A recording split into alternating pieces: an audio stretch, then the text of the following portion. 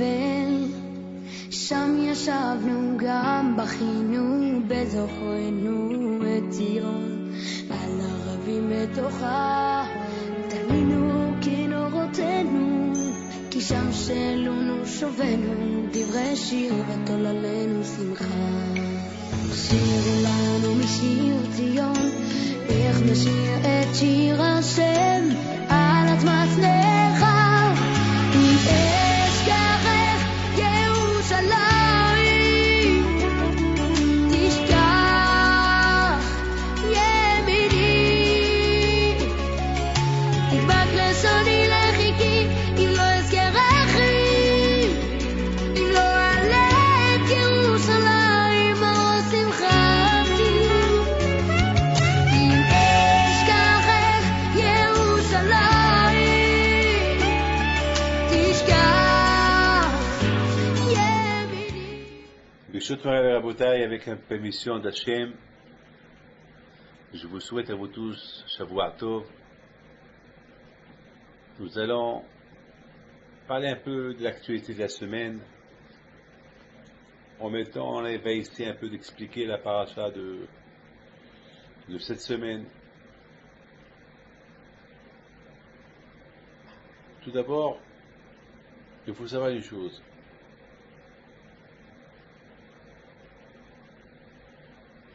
Au fur et à mesure qu'on approche les fêtes des Yamim Noraim, Rosh Hashanah, Kippur et Sukkot, on approche le couronnement de Akadosh Baruch Hu. À Rosh Hashanah, on couronne Akadosh Baruch Hu. Vous savez, c'est comme un couple qui va se marier. Un couple qui va se marier, au fur et à mesure que la date elle approche, les préparations ils se font d'une manière exceptionnelle. Tous les détails doivent être calculés. Un mariage, c'est la vie. Un mariage, selon comment le mariage il est préparé, bien sûr, c'est bien que ce soit dans la simplicité aussi, dans la Kedusha aussi. Alors, il peut y avoir beaucoup de problèmes à éviter.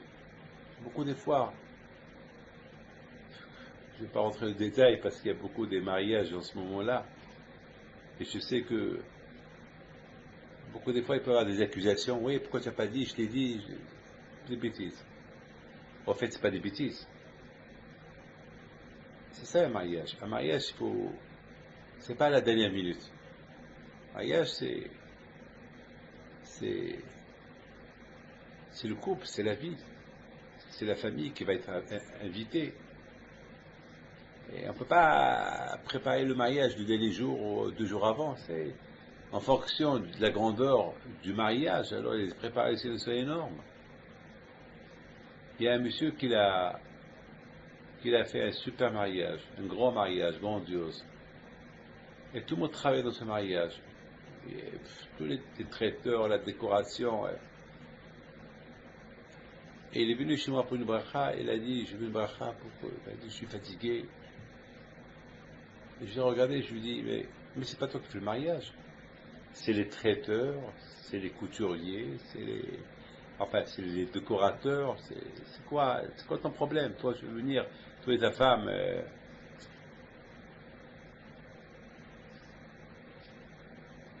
vous avez trouvé tout prêt. Alors pourquoi tu casses la tête? Il m'a donné une bonne réponse. Il m'a dit, Rabbi David, c'est vrai, je fais rien, mais je suis obligé de surveiller que tout se fait bien. Chaque fois, j'appelle le traiteur et je rappelle le décorateur et je rappelle. Donc, c'est vrai, je fais rien, mais chaque fois on m'appelle, on me pose des questions. Tu veux comme ça, tu veux comme ça, tu veux la déco comme ça, tu veux la déco comme ça. Donc, moi et ma femme, on est pris. C'est-à-dire que, malgré qu'ils ont le traiteur, et a priori c'est pas eux qui font rien du tout, c'est tout le monde qui va qui préparent tout le mariage, mais eux, malgré qu'ils font rien, mais c'est eux, au fait, c'est eux qui font tout. C'est les parents du couple qui font tout. Pourquoi? Parce que ils sont derrière le traiteur, ils sont derrière tout.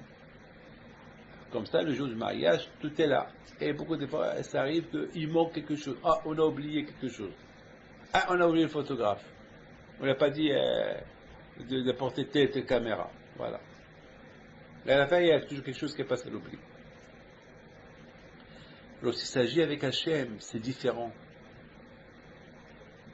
Lorsqu'il s'agit avec Hachem, c'est complètement différent. Couronner Hachem le jour de Rosh Hashanah, c'est complètement différent. On est obligé de se préparer bien à l'avance, parce que c'est couronner à Kadosh Baruch Hu le jour de Rosh Hashanah, c'est pas un jeu. Donc au fur et à mesure que les jours ils approchent, on se prépare, on doit se préparer davantage.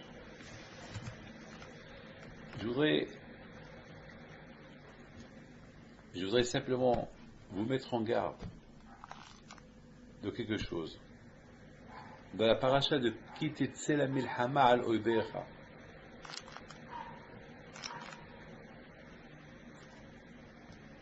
le passage qui dit Ki tetze la milhama al oibecha ontano Hashem elokecha biyadecha veshavita shivyo.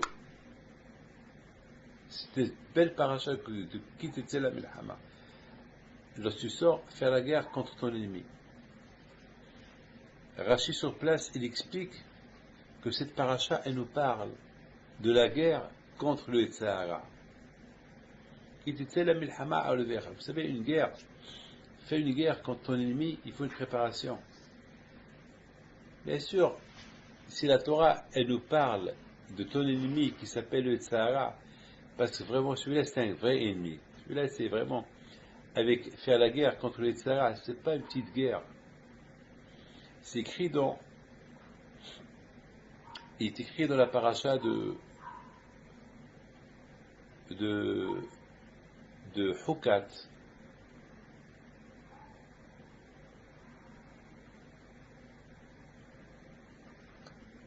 Bo Heshvon. L'Achshov Heshvono shel Olam. Dans la paracha de Hukat, on nous parle d'une ville qui s'appelle Heshvon. Elle appartenait à Moab. Et que Sihon, il a pris de Moab. Il a fait la guerre, il lui a pris.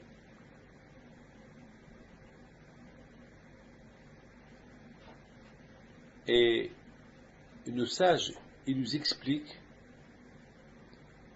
c'est quoi, quel rapport avec Sihon, le roi Sihon, qu'il a pris Heshbon de Moab. Il a détruit Heshbon, il a reconstruit Heshbon, et il a rendu sa capitale. Qu'est-ce que la Torah, elle veut me raconter? Vous savez que la Torah, c'est pas du blabla. La Torah, c'est des histoires qu'on peut tirer une leçon de ces histoires. Il y a des milliers d'histoires, mais la Torah, elle ne choisit uniquement les histoires qu'on a besoin. Donc, la question qui se pose, qu'est-ce que on va tirer de cette phrase-là, de cette histoire-là, que Sihon, il a fait la guerre avec le premier roi de Moab, il a gagné la guerre, et il lui a pris un bout de son territoire, il a pris aussi Heshbon, une ville qui s'appelle Heshbon, et il a détruit, il a reconstruit, il a rendu sa capitale. La capitale du territoire de Émoré. Qu'est-ce que j'apprends de là? Qu'est-ce que j'apprends de là? Alors, nos sages, ils nous disent que Heshbon, c'est du verbe prise de conscience. Qu'un homme, il doit toujours prendre conscience de la vie. Comme que j'ai vu dans certains livres de Moussar, comme dans un livre Oyahel qui explique, il dit, c'est quoi? Il faut faire Heshbon Nefesh, il faut la prise de conscience, c'est quoi? Il dit une phrase extraordinaire, il dit que, en général, les gens, ils savent, lorsqu'ils font une faute, ils savent qu'ils ont fauté.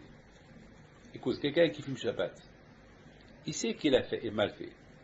Quelqu'un, par exemple, qui, je sais pas, qui fume d'arabe, il mange du cochon, ou il mange quelque chose de pas cachère, il sait qu'il a fauté. Il sait qu'un jour, il va donner des comptes à Dieu.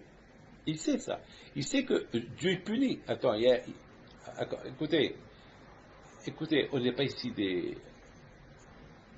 Vous savez, celui qui transgresse une loi, il est puni. Celui, par exemple, qui brûle le feu rouge, attends, et la police le voit. Vous croyez que la police, elle va lui dire salut? Non. Attends, la police, elle va l'arrêter. Ben, s'il y a des motards, ils vont courir derrière lui, ils vont l'arrêter.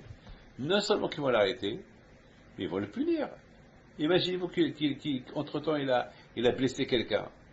Il a brûlé le feu rouge, il a blessé quelqu'un, il a tué quelqu'un. Il va être puni, il va même aller en prison. Celui qui tue, il est puni. Celui qui vole, il est puni. N'oubliez pas qu'il y a des lois. Celui qui vole aux impôts, s'il se fait arrêter, il va être puni. Ça dépend, parfois il peut même... Moi je connais quelqu'un qui lui a donné 12 ans de prison. Regardez ce monsieur-là, il a détourné plein d'argent, il lui a donné 150 ans de prison. Vous imaginez 150 ans de prison, c'est de la folie. Quelle punition, quelle punition. Déjà il est vieux. Ça fait rire, mais pour vous dire, voilà. Pour vous dire, c'est ça. Il y a la punition. De la même façon que dans ce monde-là, celui qui vole à l'État, celui qui fait une bêtise, il est puni. Eh bien, lorsqu'on fait une bêtise par rapport à Dieu, on est puni. Il y a la punition. Et pourtant, on sait qu'il y a la punition. Alors pourquoi on ne réagit pas? On sait pourquoi on réagit. Parce qu'il manque quelque chose.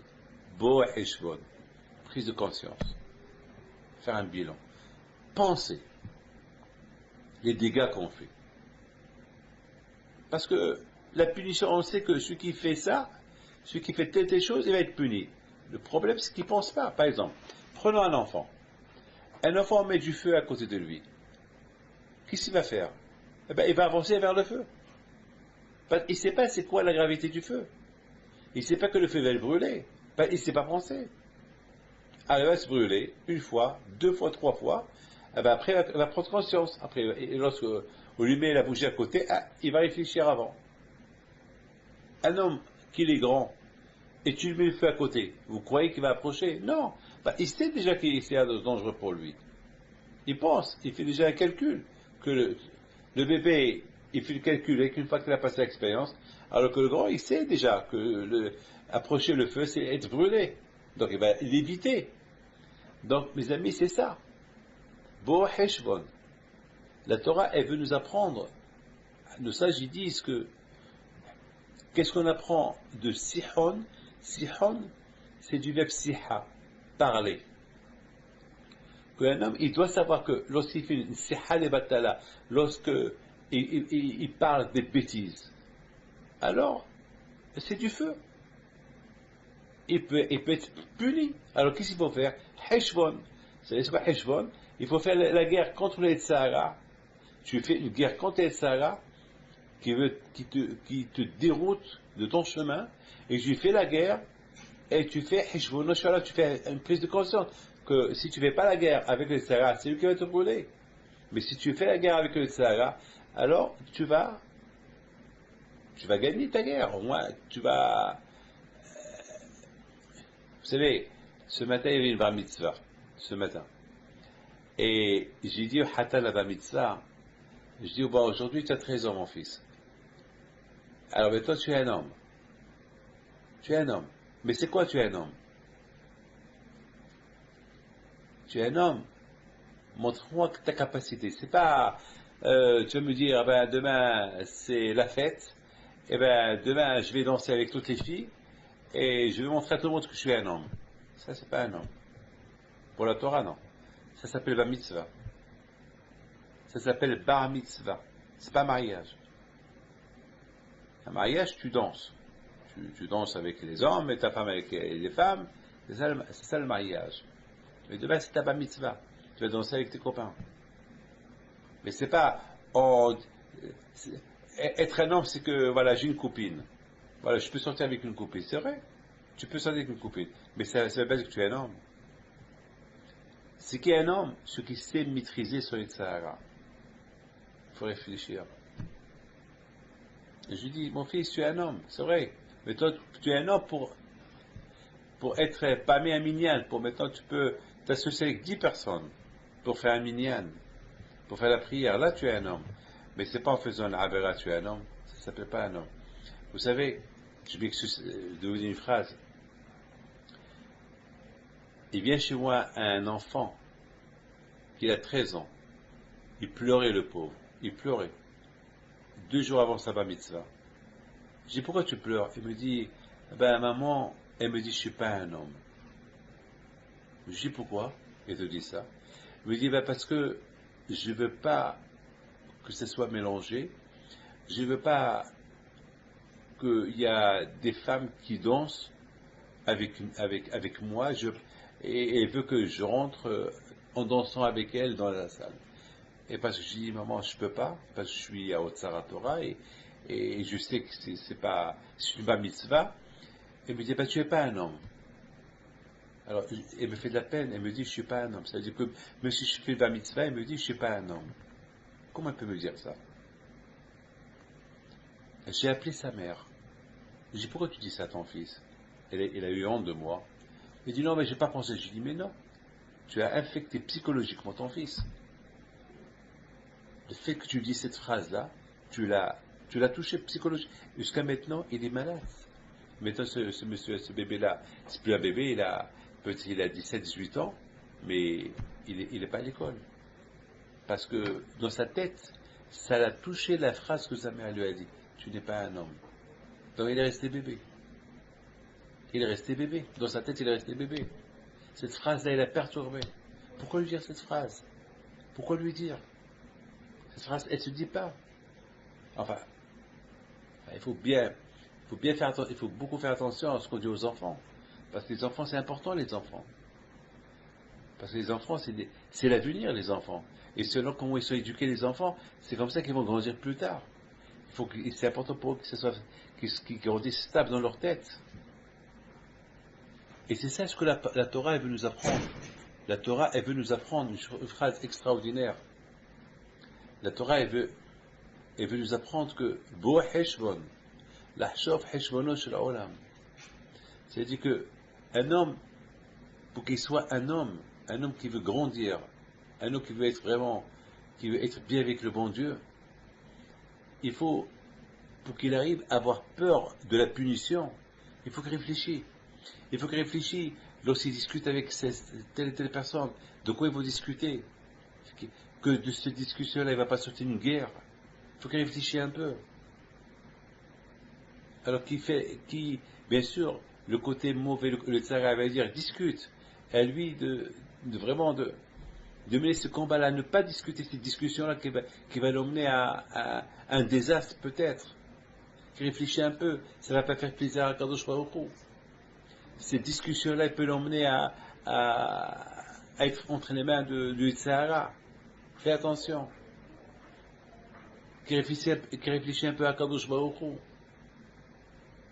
Qui réfléchit, qui fait un calcul, qui calcule bien chaque phrase qu'il va dire. Et cette phrase-là, elle est constructive ou destructive. C'est ça, Bo Heshbon. Enfin, la Torah, comme il dit le Zohar, il dit que la Torah, c'est des conseils. Tout ce que la Torah nous raconte, c'est des conseils. Qu'est-ce que moi, David Pito, je peux apprendre de cette petite phrase que la Torah me dit? Que le roi de Moab, que Sihon, il a gagné le roi de Moab, il a gagné la guerre, il lui a pris la ville de Heshbon, et il a rendu sa capitale. C'est quoi? Il a rendu sa capitale. Et suite de ça, le feu est sorti de Heshbon, il a anéanti d'autres villes. C'est quoi ça? Qu'est-ce que ça me concerne, cette histoire de Sihon, qu'il a pris cette ville de Heshbon, de ce Moab, et il a rendu sa capitale? Qu'est-ce que moi je vais apprendre? Eh ben, et bien, Hachamim ils disent, il y a quelque chose à apprendre. Parce que le mot Heshbon, c'est réfléchir. Heshbon, un calcul. Sihon, c'est le psiha. Siha, c'est quoi Siha? C'est une récitation, c'est comme un discours. Siha, c'est une discussion. Faites attention avec quel style de discussion tu vas discuter. N'oublie pas, il y a Moab. Moab, c'est Akadosh Baruch Hu. Moab, c'est Abba, c'est Hachem. Fais tout ce que tu fais, fais attention. Da l'ifimé à Taomed, sache devant qui tu es debout. On est par exemple à la synagogue. On sait qu'on est à la synagogue. On sait qu'on est devant Akadosh Baruch Hu. On sait que la synagogue c'est un lieu saint, un lieu sacré. Et qu'est-ce qu'on fait? On fait des bêtises. On parle à Shonara, on pense à telle chose, on pense à telle chose, on répond pas Amen, chacun vient pour montrer son costume, et chacun chauffonne je regardez-moi. C'est ça, est-ce que tu es venu pour regarder, pour être vu? Est-ce que tu es venu pour que Hachem il te voie, ou tu es venu pour que les gens ils te voient? Est-ce que tu es venu pour voir Hachem, ou tu es venu pour voir les gens? Réfléchis un peu. La synagogue, c'est un lieu de Akadosh Baruch Hu. Tu es venu pour voir Akadosh Baruch Hu et pour quelque chose. Akadosh Baruch Hu, s'il te voit. Si tu ne vois pas Akadosh Baruch Hu, si tu ne sens pas Akadosh Baruch Hu à la synagogue, où tu vas le sentir, où tu vas le voir, d'en haut, où tu vas le voir, dehors. J'ai toujours dit qu'il y a deux lieux où on peut voir Akadosh Baruch Hu, à la synagogue et dehors. Dehors, c'est très dur. À la synagogue, c'est moins dur. Mais si tu ne vois pas Akadosh Baruch Hu à la synagogue, alors la preuve de raison que dehors aussi tu ne vas pas le voir. Mais si tu vois Akadosh Baruch Hu à la synagogue, tu le sens, alors ça va t'aider à le sentir même dehors.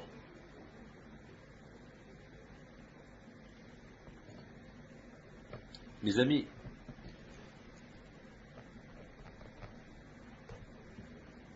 il faut savoir une chose, que le seul moyen pour que l'homme il a peur de la punition, que l'homme il peut avoir peur du midat hadin, de la rigueur, du jugement, le seul moyen pour que l'homme vraiment il sent la présence de Akadosh Baruch Hu là où il est, le seul moyen est lorsque l'homme il se prépare.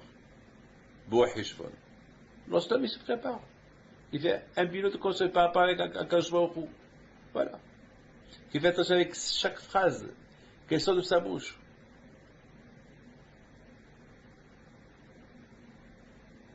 Parce que le Satan, qui s'appelle Satan, il veut t'avoir avec une petite phrase, avec une discussion, il veut te gagner. Avec une discussion, une mauvaise discussion que tu vas discuter, ce que tu vas parler, il va t'avoir. Il va prendre la place de Akadosh Baruch Hu. Il va s'installer dans ta tête.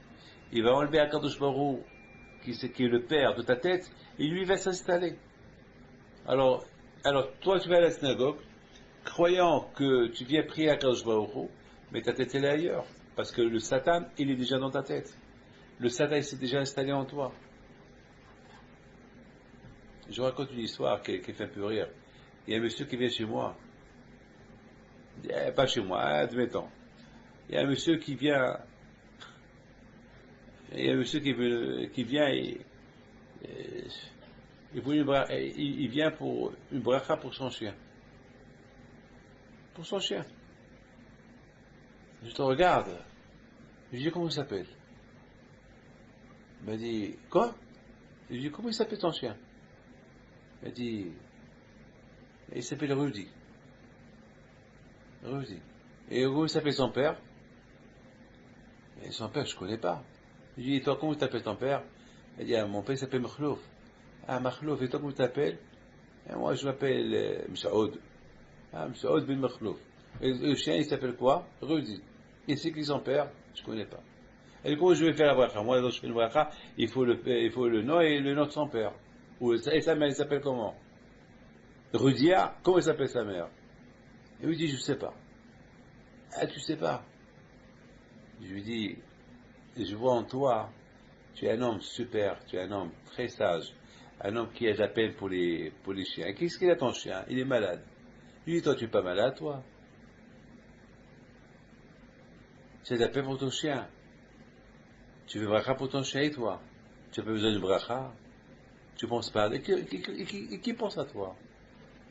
Ton chien, toi tu penses à ton chien, toi qui pense à toi? Après ce matin, tu vas être devant Akadosh Baruch Hu. Il va te poser des questions. Qu'est-ce que tu vas répondre? Qui va t'accompagner chez Akadosh Baruch Hu? Toi, moi, maintenant, ton chien il est malade, tu prends chez le vétérinaire. Maintenant, tu dépasses l'imagination. Maintenant, c'est même pas le vétérinaire, tu viens chez un rabbin pour demander une bracha pour ton chien. Et toi? Et toi? Qui pense à toi? Qui vient demander une bracha pour ton nefesh, pour ta neshama? Vous voyez, il manque heshbon, il manque prise de conscience. C'est bien, super, bien sûr, on a de la peine pour un chien. Bien sûr. Mais il faut aussi penser à soi. Vous savez que beaucoup de fois, les gens, ils pensent à leur santé. Mais ils oublient la santé spirituelle, la neshama, l'âme. Lorsqu'on ne prend pas conscience, ça veut dire qu'on prend conscience avec des choses oui, je suis conscient qu'il faut que je travaille pour apporter l'argent pour la maison. Oui, je suis conscient, il faut que je paye mes dettes. Oui, je suis conscient, il faut que j'ai sur ma voiture. Oui, je suis conscient, il faut que je donne un petit Dakar. Oui, je suis conscient, il faut que j'aide mon père et ma mère. Oui, je suis conscient. Ah, pour tout cela, on est conscient. Mais tu n'es pas conscient pour ta personnalité spirituelle, ton judaïsme, le jugement Yom Hadin, Rosh Hashanah. Tu n'es pas conscient. Tu n'es pas conscient que tu vas être jugé, qu'on va te voir, qu'est-ce que tu as fait toute l'année. Et selon ce que tu as fait toute l'année, tu vas être jugé. Tu n'es pas conscient. Tu es conscient. Tu n'es pas conscient. Non. Mais alors, à quoi ça sert le jugement? Un jugement, c'est pour te rappeler, il faut être conscient. Lorsqu'on va chez un juge, on se prépare avant d'aller chez le juge. Il faut préparer toutes les réponses qu'on va lui donner parce qu'il va poser cette question. Et qu'est-ce qu'on va lui répondre? Si je lui dis je sais pas, ça veut dire que tu es coupable. Tu ne peux pas dire je ne sais pas à tout, c'est pas possible. Attends, il va t'apporter des preuves que tu as fait ceci et cela. Tu ne peux pas dire je ne sais pas comment tu ne sais pas, tu es un menteur. Voilà, on t'a filmé que tu as fait telle faute, telle faute, telle faute. Tu dis je ne sais pas comment, tu es un menteur. Il faut la conscience, il faut être conscient, il faut réfléchir. Eh bien, Rabotai, c'est ça de cette paracha, on apprend beaucoup de choses. Bo heshbon, lahshov heshbono, il faut penser, il faut arriver à faire un bilan pour voir qu'est-ce que Hachem veut de nous.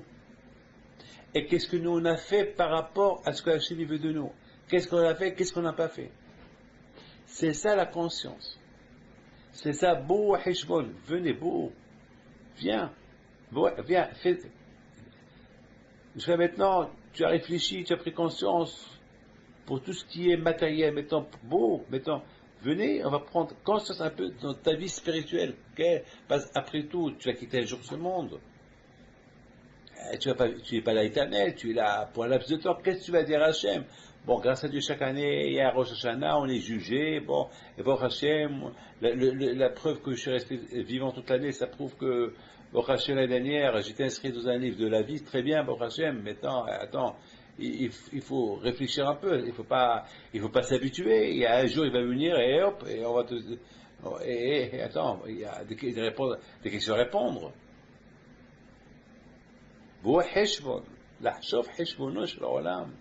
Il faut voir qu'est-ce que Hachem veut de moi. Je voudrais, mes amis, maintenant on a compris, cette histoire qu'elle est toute liée avec le mot Heshbon. Heshbon, c'est une vie qui s'appelle Heshbon. Mais Heshbon aussi, elle veut dire aussi un calcul, un bilan, prise de conscience. Et Sihon, le roi Sihon, c'est du verbe Siha. Siha, ça veut dire un discours, une allocution. C'est-à-dire quelque part, fais attention. Le Satan, soit maître de toi. Que tu sois toujours attaché à Kadosh Baruch, qui est le Abba, qui est le Moab, qui est Abba, qui est Hachem, qui est le Père. Que moi, je viens de mon Père. Qui c'est mon Père? C'est Kadosh Baruch. Il ne faut pas que je laisse, il ne faut pas à cause d'une discussion mal placée, ou une parole mal placée, une action mal faite, quelque chose que j'ai mal fait, que ça risque qu'à cause de ça, je vais détrôner Hachem, d'être mon Dieu, et je vais m'attacher au Satan. Alors il faut prise de conscience. Bon, on réfléchit bien. Parce que Hassu Shalom, si tu tombes entre les mains du Tzara, alors le Tzara, il va t'emmener à dégringoler. Jusqu'à que le feu va sortir de toi, de ses actions. Tu vas commencer à faire des bêtises après bêtises. Après ça, tu vas te préparer les bêtises. C'est trop tard.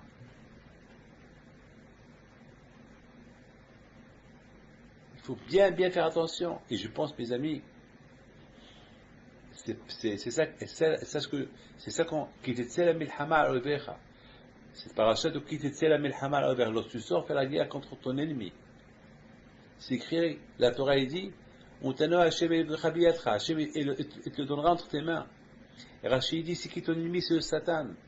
Mais le seul moyen pour gagner ce Satan qui s'appelle ton ennemi, et pour que Hashem te donne entre tes mains, il faut voir Heshbon, il faut réfléchir, il faut un bilan, une prise de conscience. Il faut se préparer. Tu ne peux pas sortir faire la guerre sans préparation, sinon il va te détourner. Tu ne peux pas le gagner. Le Satan, c'est du feu. C'est un ange, tu ne peux pas le gagner. Le mauvais penchant, le Sahara, on ne peut pas le gagner. Impossible, on ne peut pas le gagner. On ne peut pas le gagner. Sans préparation, on ne peut pas le gagner. Sans Heshbonefesh, sans prise de conscience, on ne peut pas le gagner. Le contraire, comme je viens de vous dire que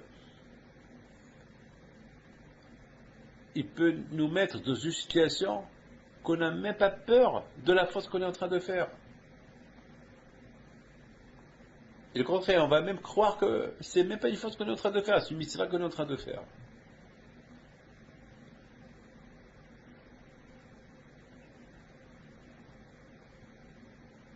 Quelque part dans le monde, j'étais invité pour une fête. Et je leur ai dit, vous savez que pour que je vienne à cette fête, il faut qu'il y ait tzniut, il faut qu'il y ait la pudeur.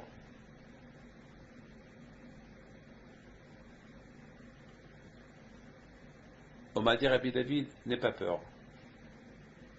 On va tout faire. Et vraiment, ils ont tout fait. C'était super glad. Super. Tout était super bien.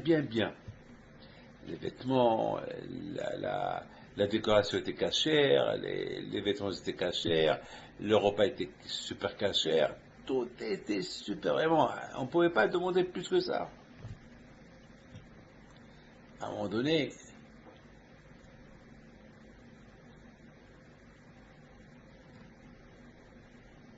j'ai posé une question, j'ai dit au propriétaire, le Baal Mitzvah, celui qui a fait la fête, je lui dis, comment vous avez fait, pourquoi vous avez fait tout ça pour moi? La réponse était la suivante. Pour t'avoir, il faut qu'on fait selon les règles de la Torah. On sait que tu représentes la Torah, tu es petit-fils d'un grand tzaddik, donc on est obligé de faire. Et à un moment donné, je vois une femme mal habillée rentrer à la synagogue. Je dis, mais c'est quoi ça? Elle m'a dit, cela c'est les stewards. C'est pour accueillir les gens et les faire rentrer. Je dis, mais comment? C'est contrairement à ce que tu es en train de faire. Il m'a dit, pourquoi? J'ai dit, mais je comprends pas. Alors, tu as tout fait bien, et ça, c'est pas bien. Il m'a dit, mais j'ai pas pensé. Alors, qu'est-ce qu'il faut faire? Je dis, rien. Tu lui payes sa journée, et peut partir. On n'a pas besoin d'eux. On n'a pas besoin d'eux. Attends, c'est quoi ça? Ça marche pas.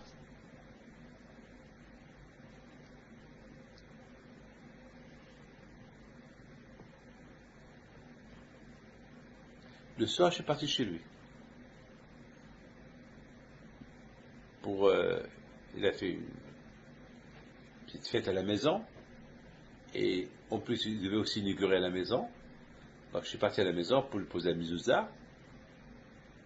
Et tout content, il me faisait me visiter la maison. Après, il me dit, Rabbi, si vous pouvez me placer cette belle mezouza, c'est ma chambre, c'est notre chambre. Je rentre, il m'a dit, rentrez Rabbi David pour nous bénir la chambre. Je rentre et je trouve là-bas un grand tableau, très sale. Je lui dis, c'est quoi ça? Mais il y a un tableau. Mais un tableau, mais tu es ta femme, pourquoi ce tableau-là? C'est quoi ça? Et je dis, madame, mais c'est quoi? Tu n'es pas jalouse? C'est quoi ça ici? Elle n'a rien compris. L'autre aussi, il n'a rien compris. Je dis, mais réfléchis un peu. Après, ils ont compris. Je dis, c'est vrai, vous avez raison. Vous voyez? Réfléchir un peu. C'est ça le Satan. Le Satan, il ne te donne pas réfléchir. D'un côté, il te fait faire les choses bien, selon la halakha, mais il trafique de l'autre côté. Lorsqu'il voit que tu commences à penser trop, il t'embrouille un peu tes pensées. Et c'est ça la raison pourquoi la Torah dit, bon, réfléchis, chaque chose que tu veux faire, sauf ma'aseh, ma'shavat hila. Avant que tu fais une chose, réfléchis avant de la faire. Tu veux te marier, réfléchis, quelle femme tu prends, quel homme tu prends. Est-ce que vous êtes d'accord? Est-ce que vous n'allez pas... Est-ce que vous allez être les deux sur le même chemin, ou bien chacun va être l'un contre l'autre? C'est même pas le peine de se marier, évitez le mariage. Tu veux faire une mitzvah, il y a une fête à faire, la faire sans contradiction. Mais tu ne peux pas faire d'un côté de smirut, la pudeur, et faire la cache-route, et tu m'apportes deux valets de femmes, deux femmes qui mal habillées, très mal habillées, pour faire entrer les gens à la salle. C'est quoi ça? Alors, tu fais des séparations, les femmes d'un côté, les hommes d'un côté, et tu apportes deux femmes qui, comme ça, on a gagné quoi? Tu veux bénir ta maison, que ce soit dans la Kedusha, etc., etc., et tu as dans ta chambre cette photo d'une grande photo, une femme mal. Pourquoi? C'est à la mode aujourd'hui. C'est quoi ça? Réfléchissons un peu. Je lui ai dit, le fait que je lui ai dit, mais c'est quoi ça? Je lui ai rien expliqué. Mais c'est quoi ça? Mais tu es ta femme. Et toi, mais tu n'es pas jalouse? Et ils ont réagi. Mais il a fallu que je les réveille pour qu'ils réagissent. Parce que le Sahara, il ne veut pas qu'on se réveille. Parce que si on nous laisse faire un bilan, ou une prise de conscience, ou réfléchir, eh ben, il perd des clients. Le Satan ne veut pas perdre des clients, et il essaye partout pour embrouiller, comme les radars qui embrouillent. Donc toi aussi, il faut avoir... La Torah, c'est l'anti-radar. La Torah, c'est le radar qui embrouille le radar. La Torah, c'est le radar qui embrouille le Satan. C'est ça la Torah qui vous fait. C'est ça, mes amis. La Torah dit, lorsque tu sors faire la guerre contre ton ennemi, alors si tu veux gagner ton ennemi, qui s'appelle le Etzahara, et Hachim te donne tes mains, réfléchis, réfléchis avant de faire la guerre avec lui. Parce que 100%, lui va te gagner. Ne crois pas que tu vas le gagner, lui va gagner. Mais si tu réfléchis un peu, de quelle manière tu vas le combattre, et tu vas le combattre avec ses armes, et tu vas le désarmer, et tu le combattras avec ses armes, alors là, tu es sûr que tu vas gagner. Mais si, comme ça, tu sors, comme par exemple, quelqu'un qui se lave les mains avant de manger, mais il ne fait pas la bracha. Très bien, il avait les mains. Très bien, il a fait le mitzvah. Mais il n'a pas fait la bracha. Il a fait Birkat Hamazon. Il a gagné quoi? C'est vrai, il s'est lavé les mains, il a fait la bracha, après il a fait le moutsi, mais après il n'a pas fait Birkat Hamazon. Il a gagné quoi alors? Il a gagné quoi? Déjà, très bien, il a gagné sur le Sahara. Parce que le Sahara, il veut que tu manges sans kippa. Il veut que tu manges sans bracha. Il veut que tu manges sans se laver les mains. Et toi, tu t'es lavé les mains, tu as mis ta kippa, et super. Mais après, tu fais pas Birkat Hamazon. Oh, Heshbon, réfléchis un peu. Tu as tout perdu. C'est pas ça, Hachem veut de toi. Hachem veut de toi que tu fais de A à Z. Tu as bien commencé, tu termines. Par exemple, je voudrais vous dire une chose pour terminer. Par exemple, c'est écrit dans la Torah, écoutez bien, que les Juifs, ils n'avaient pas le droit de faire la guerre à Moab. Ils n'avaient pas le droit de faire la guerre à Moab. Très bien. Très bien. Les Juifs ils voulaient traverser Moab, et le roi de Moab, il dit, qui s'appelle Balak, il dit aux Juifs, non, vous ne traversez pas mon territoire. Et mais, d'accord, les Juifs, ils n'avaient pas le choix. Ils ont encore envoyé des messagers au roi de Moab, on est prêt à payer, on te paye, on te donne ce que tu veux. Laisse-nous traverser pour arriver vite. Mettons entre nous. Ils auraient pu traverser s'ils veulent, mais Hachem a dit non. Hachem dit au peuple d'Israël, ne faites pas la guerre à Moab. Moab, c'était la famille d'Abraham Avinu, et toute la famille d'Abraham Avinu, ils ont reçu des récompenses. Ishmaël, il a reçu les 13 nations, Esav, il a reçu Rome, Édom, il a reçu des territoires, et même Am Israël, ils ont reçu la terre de Canaan, et les enfants de l'autre, parce que l'autre c'était le neveu d'Abraham. Alors ces enfants, Moab et Ammon, Hachem leur a donné des territoires à eux aussi. Super. Hein? C'est-à-dire qu'Akadosh Baruch Hu, il veut nous apprendre que la famille d'Abraham, toute la famille d'Abraham était gâtée. Abraham a fait Shalom parce qu'il était un grand tzaddik. Alors tout son entourage, ses enfants et sa famille, chacun il a reçu une partie dans le monde. C'est-à-dire qu'on est tous une seule famille. Hein.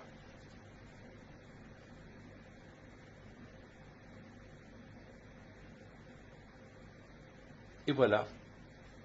Maintenant, les descendants d'Abraham Avinu, ils étaient en Égypte. Ils ont quitté l'Égypte pendant 40 ans dans le désert. Ils ont reçu la Torah. Maintenant, ils vont rentrer la terre promise. Pour rentrer dans la terre promise, il faut qu'ils traversent certains pays. Alors, Hachem il a averti les Juifs que certains pays qui sont de la famille d'Abraham, il ne faut pas leur faire la guerre. Il ne faut pas leur faire la guerre. Ok. Donc, ils ont voulu traverser Édom. Édom, il a dit non, ne traversez pas ma terre. Alors les Juifs, ils ont dit d'accord. Ils ont voulu traverser Moab, et voilà. Moab, il dit non, vous n'avez pas le droit. Qu'est-ce qu'ils ont fait les Juifs?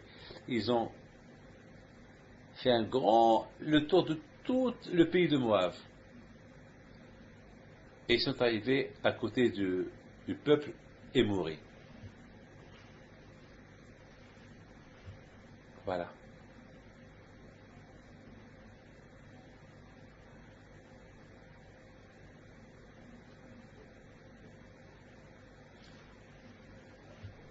Il veut traverser Émouré. Émouré dit non. Vous n'avez pas le droit de traverser. Alors ils ne vont pas rentrer à la terre promise. Alors ils ont fait la guerre Émouré. Ils l'ont éliminé. Ils ont gagné la guerre. D'accord? Ils ont gagné la guerre.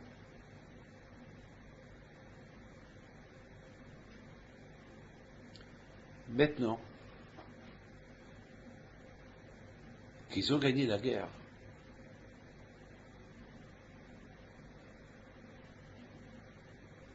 ils ont campé en face Moab.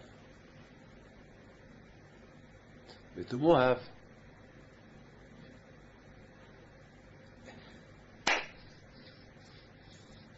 il a eu peur. Il envoie des messagers à Bilham. Et il dit à Bilham, ce peuple-là des Juifs, ils ont conquis Og et Sihon. Ceux qu'on croyait qui nous protégeaient, les ont conquéris. J'ai peur d'eux. Alors viens chez moi, on va les insulter. Parce que Bil'am était très fort avec sa bouche. Très très fort avec sa bouche. Il savait maudire. Au départ, Bil'am ne voulait pas venir, et à la fin, il est venu. Et les deux ont décidé à faire du mal au peuple juif, mais Hachem ne les a pas laissés. Donc ils n'ont pas réussi. C'est extraordinaire. Un peu à réfléchir. Balak, réfléchis un peu. Qui a pris Heshbon? C'est Sihon. Celui qui était ton ennemi, c'est qui? C'est Sihon. C'est lui qui a pris Heshbon. Avant Heshbon, elle appartenait à Moab. Et Sihon a fait la guerre avec Moab, lui et Bil'am. Ils ont pris Sihon, Heshbon de Moab. Au lieu que maintenant Balak, le roi de Moab, il se réjouit que les Juifs, ils ont conquis, ils ont anéanti Sihon, celui qui leur a pris Heshbon, maintenant ils ont peur des Juifs. Au contraire, Balak, les Juifs jamais vont te faire la guerre, parce que lorsqu'ils ont voulu traverser ton terrain, ta terre, ton territoire, ils te demandaient, tu as dit non, ils ont fait le tour. De quoi tu as peur? Réfléchis. Fais Heshbon Nefesh, réfléchis un peu. C'est pas logique ce que tu es en train de faire. C'est pas logique d'avoir peur d'eux, des Juifs, parce qu'ils ont ordre de ne pas te faire la guerre, primo. Secondo, le contraire, tu devais te réjouir que les Juifs, ils t'ont vengé, parce que les Juifs, ils ont fait la guerre à Sihon, celui qui t'a pris la terre de Heshbon, et celui qui t'a pris beaucoup de terrain.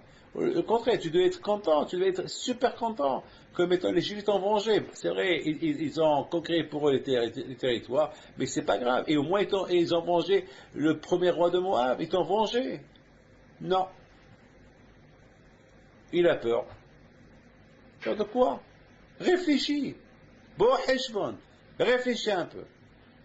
Vous voyez, le fait qu'il n'a pas réfléchi, le fait que même Bil'am, il n'a pas réfléchi, ben, les deux, ils ont été punis à la fin. Les deux, ils ont été punis à la fin. C'est ça. La Torah veut nous enseigner, lorsque tu veux faire la guerre contre ton ennemi, réfléchis comment lui faire la guerre. Et quand il faut lui faire la guerre. Et c'est qui le vrai ennemi? C'est le mauvais penchant, le Tzara. C'est le Tzara. C'est l'ennemi numéro un. Bien réfléchir avant de le faire. Je voudrais, mes amis, simplement vous dire que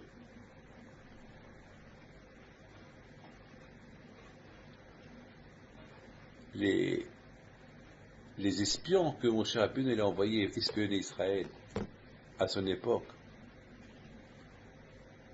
ils sont partis pour l'espionner.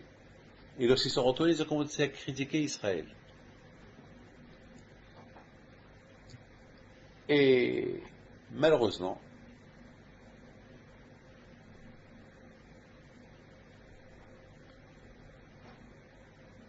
le bon Dieu les a punis. Ils sont tous morts. Et tous ceux qui ont critiqué Israël, ils sont morts dans le désert. C'est leur enfant, la nouvelle génération, qui est rentrée en Israël. Écoutez bien. Lorsqu'ils sont venus, les Meraglim, les espions, ils ont dit, des gammes,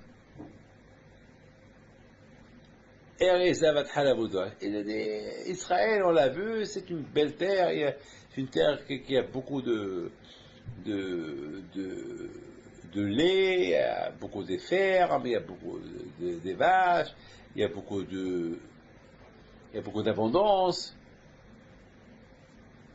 et aussi il y a beaucoup de douceur, de vaches, du miel, c'est-à-dire qu'il y a de tout là-bas. Si on prend Zavat, Halav ou Dvash,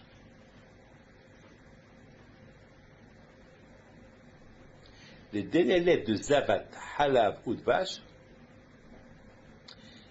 les dernières c'est Shabbat. Zavat, il y a le Tav, Halav, il y a le Bet, ou Dvash, il y a le Shin. Les dernières lettres de Zavat, Halav ou Dvash, Shabbat. Sauf votre Shabbat. Il veut dire que là on a été, on sentait la Kedusha de Shabbat. Parce que la terre de Eretz Israël, elle a la sainteté de Shabbat. Avira Mahkim. Parce que Eretz Israël, c'est une terre sainte. Et on l'appelle la terre sainte. Les Juifs, ils l'appellent la terre sainte.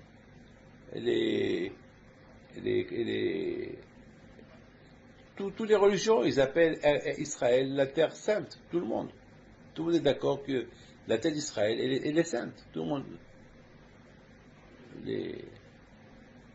Toutes les religions du monde entier, ils reconnaissent qu'Israël, elle est sainte. La terre d'Israël, enfin, nous on l'appelle Israël, mais chacun comme il l'appelle Israël, mais tout le monde reconnaît qu'Israël, que la terre de Canaan, elle est sainte. Pour nous, elle est sainte, pour eux, elle est sainte, tout le monde. Et tout le monde a un attachement avec la terre sainte. Tout le monde entier, il a un attachement. Tout le monde entier. Directement ou indirectement, tout le monde a un attachement avec la terre sainte. Tout le monde.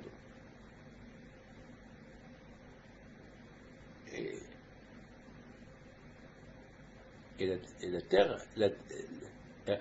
sa Kodesh, cette terre sainte, et là, le Begam,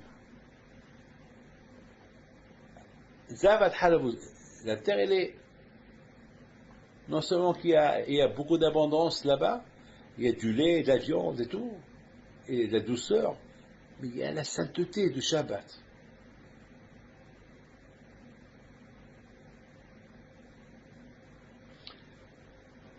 Alors je ne comprends pas. C'est la terre de Eretz Israël. Il y a là-bas la sainteté du Shabbat. Ah, pourquoi vous la critiquez? Bo Heshvon. Faisons une prise de conscience. Vous êtes en train de se contredire. Vous êtes en train de dire que vous êtes en train de la critiquer d'un côté, de l'autre côté vous dites qu'elle est sainte. Qu'il y a la Kedusha du Shabbat dedans. Alors c'est quoi ça? Oui. Le Satan, il est fort. Le Yitzhara est très très fort. Il peut t'avoir dans ses mains, dans ses mains. Viens, il te réveille le matin. Viens, on va à la synagogue. Lève-toi, va à la synagogue. Et tu vas à la synagogue et il te pousse à parler du Lachon Hara sur quelqu'un. Tu commences à parler, et tu penses à une femme pendant la prière. Ou tu penses à des bêtises. Alors pourquoi tu es venu? Parce que Satan, il sait que tu vas regretter si tu ne vas pas à la synagogue. Alors qu'est-ce qu'il fait? Pour ne pas que tu regrettes, parce que, et si tu regrettes, le lendemain, tu vas venir, 100% tu vas venir. Alors qu'est-ce qu'il fait? Il te réveille lui, mais pour que tu vas, comme ça tu es content que tu es parti, mais de l'autre côté, il te pousse à faire autre chose. Donc, il y a ça sera au BFCDO.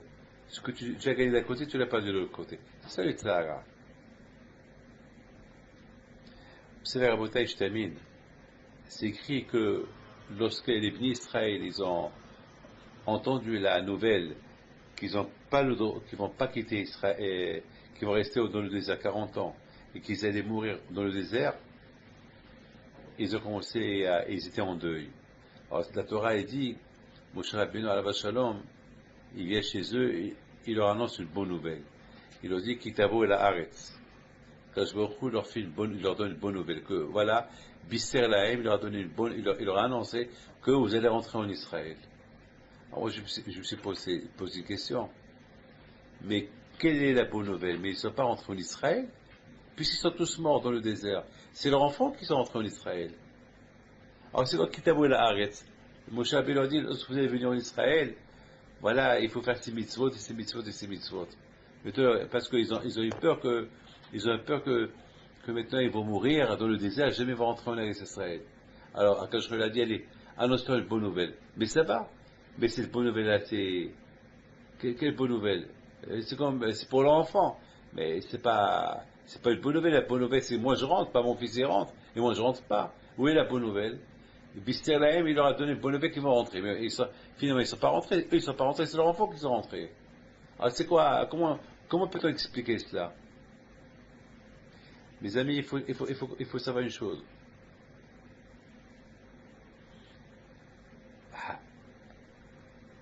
Maintenant, ils ont commencé à réfléchir. Lorsque Hachem les a punis, parce que vous avez critiqué avec Israël, vous n'allez pas rentrer, maintenant ils ont commencé à avoir peur. Peut-être Akadosh Baruch Hu, il ne va jamais laisser faire rentrer les Juifs en Israël. C'est-à-dire que, même qu'il a dit 40 ans, ils vont rester 40 ans dans le désert, et que leurs enfants vont rentrer, ils ont dit peut-être Hachem il va changer d'avis, et non seulement que nous on ne va pas rentrer, même les enfants ne vont pas rentrer, nos petits enfants, on va rester tout le temps dans le désert comme ça. Là, ils ont commencé à avoir.